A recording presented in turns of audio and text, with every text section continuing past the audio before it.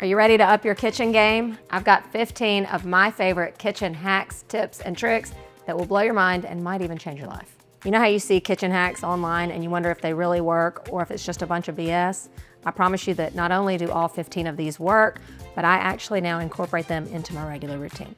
No BS from me. These are gonna be short, sweet, and straight to the point. Starting off, number one, did you know that the cap to your vanilla is a teaspoon? If your recipe calls for a teaspoon of vanilla, 1 cap is all you need. Don't believe me? Told you, no BS from me. Genius. This is how to properly use your box grater. You've been doing it like this? No, sir. Turn it on its side, grate your cheese. Now all the cheese stays inside. You don't have a huge mess all over your cutting board and you can move it to where you need it. It's just easy. Ever get to the part of the recipe where it calls for softened cream cheese and you're like, oh, I hope he bleeps that out when I say that. You forgot to soften your cream cheese? I do this every single time. I don't even bother softening my cream cheese ahead of time because I know I'm gonna forget anyway. Hot water, hard, unsoftened cream cheese, straight in. 3 to 5 minutes, it'll be softened. Also thought like there might get water in the cream cheese. It's not. See, I don't lie. I don't know whoever thought of this one, but thank you. Here's another one I live by. Keep your snacks in the freezer. Let me show you how they still stay crispy. I know what you're thinking because I thought it too. How do these not get soggy? You know, you feel like it's a little bit damp in the freezer. There's gonna be some moisture in there. They're cold. They're even crunchier, I swear, than when you first buy them. I don't know the magic behind it. Same with popcorn, especially these big bags. They make me so mad because they go stale after the first day you open them. Perfect, it's cold, and it's perfectly tender, not soggy, not stale. Can't you do it? Damn. If you've got that pack of ground meat in your freezer or your fridge and you don't know what to do with it, this next one is the solution. I do this literally every single week for my family. It is the fastest dinner ever, and we're doing smashed tacos. We've done chicken parm, chicken Caesar, just a classic burger. I'm showing you my favorite one, which is the smashed dumpling taco. You've probably seen me do this before, but I need an excuse to do it again. So this is a trick, a tip, and a hack all in one, plus you're getting a bonus recipe. Down with the pork. In goes garlic, fresh ginger. You could also use dried. Some green onions, a little cilantro, salt and pepper, soy sauce, and sesame oil. All of these recipes really lend themselves to inexpensive ingredients. So not only is this a fast and easy dinner, but it's usually a cheap one. I mean, all of this pork costs less than $5. Now for the fun part. Take your tortilla, spread on filling all the way to the edges in a really thin layer. Could even be a faster dinner if you meal prep these ahead of time. You can spread it on your tortillas, layer them between pieces of wax or parchment paper, and then when dinner time comes, these will be on the table in less than 10 minutes. Cook them down in your skillet, meat side down. The meat layer is so thin, it cooks all the way through and it cooks fast. Flip it, let it cook about 1 more minute on the other side, and dinner's done. What I love about this is that it just lends itself to a dinner with very few ingredients. A little more of your onions and cilantro, a little sauce, for me a little hot sauce. Fold it up, and now it's a taco. The dinner hack everybody needs.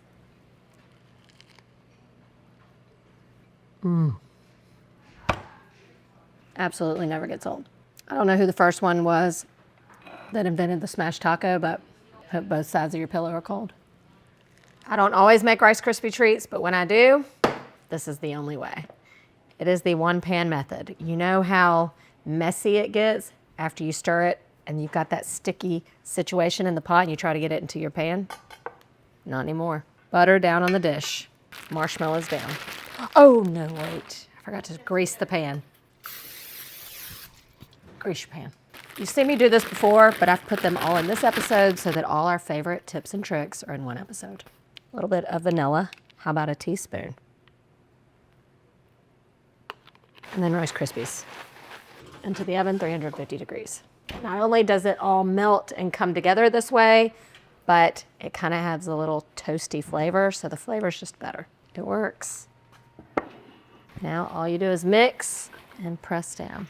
First couple mixes get a little, messy maybe. See how the marshmallow gets a little toasted and so do the Rice Krispies? That is elevated flavor right there. Once you get going, it all comes together. Last time you said this was messy compared to a sticky pot and you're racing against the clock to get it out of there and into a pan. Get all that butter from the bottom. The pan is obviously hot, so these do take a little bit longer to set up this way because they have to cool and then they start sticking together. The mess that happens in the pot is the reason I don't make Rice Krispie treats a lot, unless I have to. But this just makes it enjoyable. Now we just let it sit. See? The perfect Rice Krispie treat that we baked, mixed, and served from one pan. And these are like extra gooey. This next hack had a lot of people triggered, but I stand by it as one of the most genius ways to serve up dessert. You take store-bought pie and you turn it into cobbler. So I did it before with one of the Costco pies because it's so big that it would fill up a casserole dish. So I've got 2 apple pies. You want to make sure they are baked first.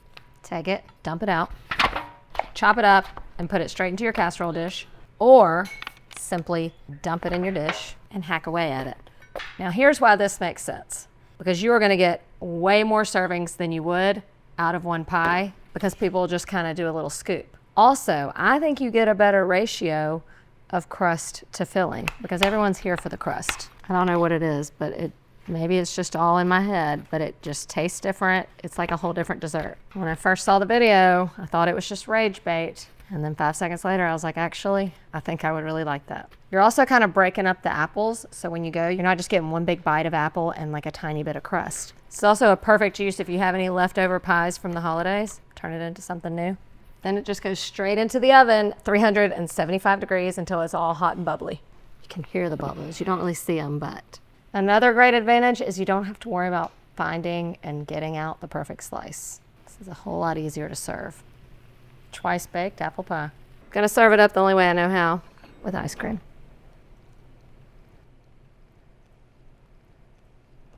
100%.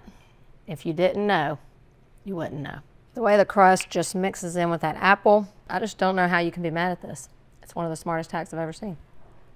I also don't make quiches all the time, but when I do, I will forever use this formula. This is from Julia Child, and it is quite genius. All you have to memorize is this. Crack 3 eggs into a measuring cup. You want it to be at least a 2-cup measure. Season your eggs, a little salt and pepper, whisk them up, and now you add liquid, enough liquid to where the measuring cup reaches 1.5 cups. So you can use whatever liquid you want. You can do half and half, a combination of milk and heavy cream. I'm just going in with whole milk. Your 3 eggs will come up to a different level every time. But whatever that level is, you just pour until it reaches 1.5 cups. And that's it. It will make a perfect quiche every time. You just pour it straight into your crust. I'm doing some ham, some broccoli, some cheese, and green onions. No measurements here. It's just whatever you want it to be. It'll be the perfect amount of filling for a standard 9-inch pie crust. Turns out perfectly every time. Just watch. If that's not a perfect quiche, I don't know what is. I think that's one of the most genius hacks around. I should wait longer, but I can't. It is a magic quiche formula. When I did this before and when I did it just now, it's like the best quiche I've ever made. That ratio is absolutely perfect because it doesn't taste too eggy. It is like a creamy custard in the middle. It sets up nicely. Julia Child was a master, and now you will master quiche every time. One of my biggest pet peeves is when I open the dishwasher and there's water spots all over it or the dishes aren't actually dry even though it ran on the dry cycle. And this stuff only works some of the time. This is my favorite hack. I do it every time I run the dishwasher. Run your load like normal and then watch. The trick comes at the end of the load. Dishwasher's done, so let's look. See how some of these things are still wet? So right when it goes off, throw a towel over, close it back up, and let it sit for about 20 minutes. The towel is going to absorb any residual moisture and steam that happens in there, and then it ends up on the towel and not on our dishes. After about 15-20 minutes, the towel feels like slightly damp. It's warm, but look in here. Perfectly dried glass. Still a tiny bit of water, but it absorbed, especially with plastic. That's a tough job. If you find that your dishes are not getting dry, try the towel hack and thank me later. Now you know I swear by this next hack, freezer-door cocktails. You see me do it with a martini, a lemon drop, and a margarita. Today, it's an old-fashioned. Freezer-door cocktails are just smart. It's great for entertaining because you don't have to be the bartender at your party. You can just pour and go. They're ready when you are. For me, it's just the perfect way to wind down after a long day at work. You will now always find a freezer-door cocktail in my freezer. Of course, the recipes are all different, and you've got to be careful. You can't just throw anything in your bottle because you don't want it to freeze. So it works best with drinks that have a high alcohol content. And an old-fashioned is perfect because it's mostly bourbon. You always have to pour a little bit out. So I'm gonna start by pouring half a cup out of a 750 milliliter bottle. You just save this for something else, like your cocktail while you wait.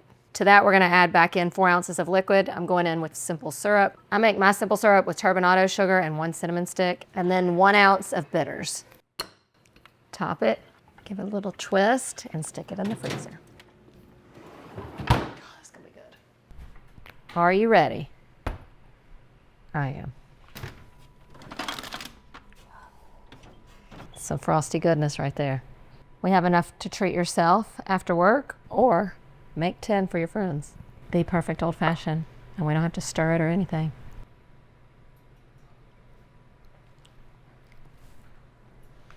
I'm just an old-fashioned kind of girl. I love to sip this slowly, and I really love that it's always on hand. Freezer door cocktails are the hack you must try.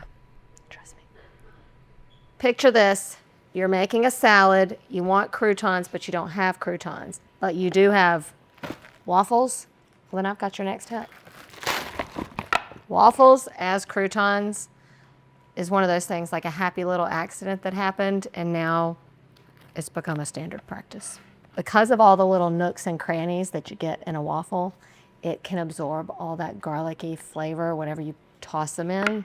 So take your waffle, cut it up. You can cut each one into like 16 to 20 pieces. They can be frozen like these or partially thawed. It's a great thing to do if you also just have leftover waffles.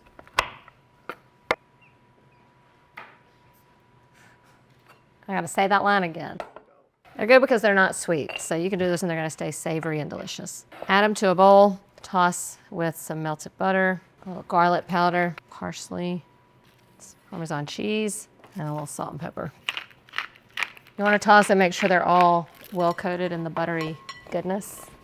Then place them on a baking sheet. And then you just bake them at 400 degrees for about 10 minutes or until they're good and toasty, and you wanna flip them halfway through. They smell so good. If this isn't a perfect crouton, I don't know what is. See how that seasoning has gotten into the nooks and crannies of the waffles? That is what it's all about. Here's the other reason I like them, because they're toasty on the outside, but you know how some of those croutons that you get in the bags, like, can almost break your teeth? They're toasty on the outside, but like buttery, chewy on the inside. It's like the center of the garlic bread, you know?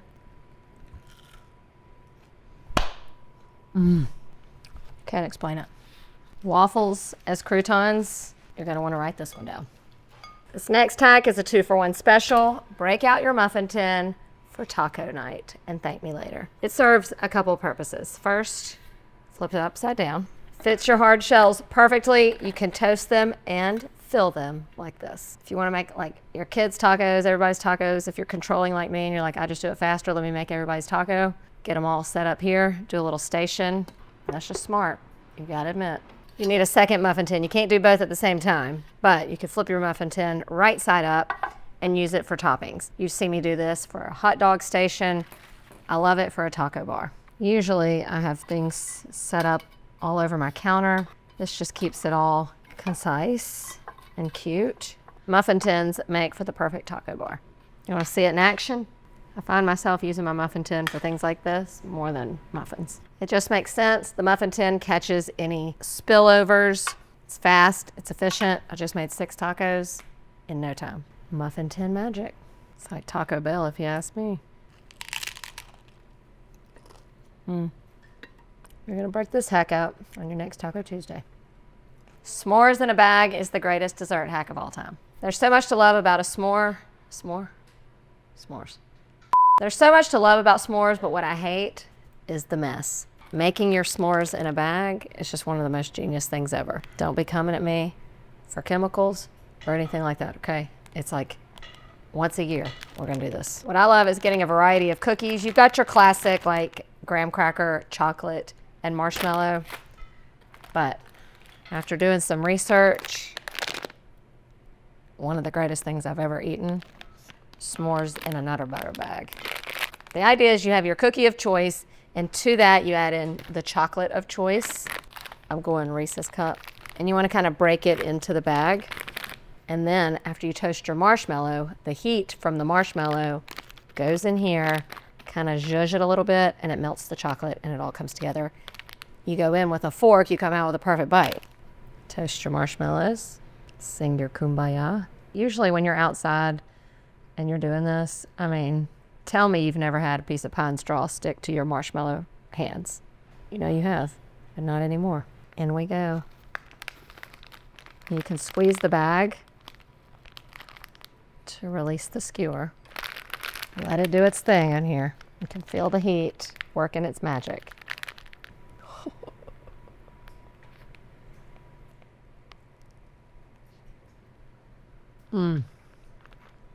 Pure genius. You get all the gooiness that you love. The cookies are still crunchy. And best part, your hands are still clean. It's the greatest invention ever. You're getting 2 hacks for 1 with this next one. You just got to remember one thing. Don't throw away your butter wrapper. First up, you use this. See when it's got some little remnants on it? And you can save these. You can just fold them like this and keep them in a bag in your freezer and use it for when you're baking. Its greatest use at this point is to grease your pans. A lot of recipes call for greasing your dish, your baking dish.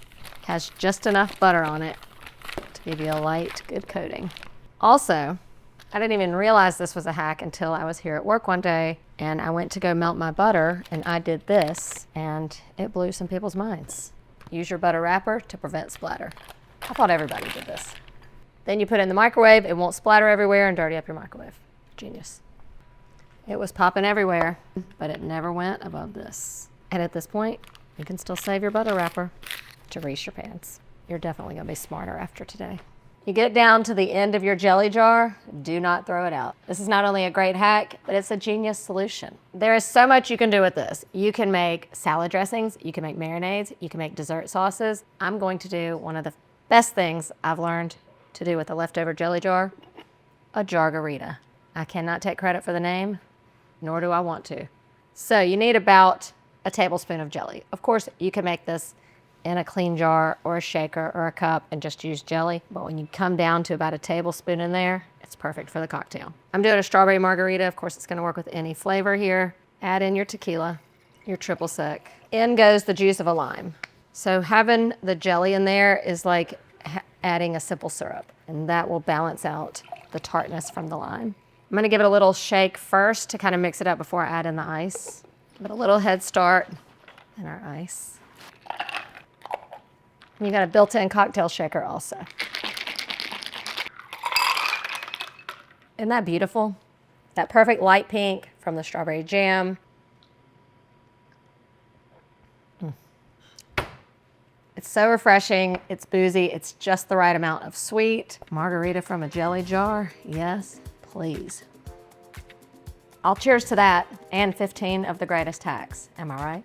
If you have any genius hacks that will blow my mind, please send them my way. I'm always looking. Work smarter, not harder.